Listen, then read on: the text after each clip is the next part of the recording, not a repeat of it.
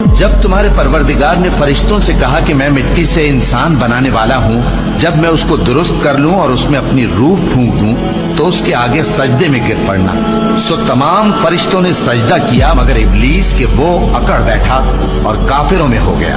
اللہ نے فرمایا کہ اے ابلیس، جس شخص کو میں نے اپنے ہاتھوں سے بنایا اس کے آگے سجدہ کرنے سے تجھے کس چیز نے منع کیا؟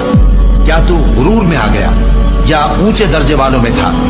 بولا کہ میں اس سے بہتر ہوں کہ تو نے مجھ کو آگ سے پیدا کیا اور اسے مٹی سے بنایا۔ فرمایا بس یہاں سے نکل جا، تو مردود ہے اور تجھ پر قیامت کے دن تک میری لعنت پڑتی رہے گی۔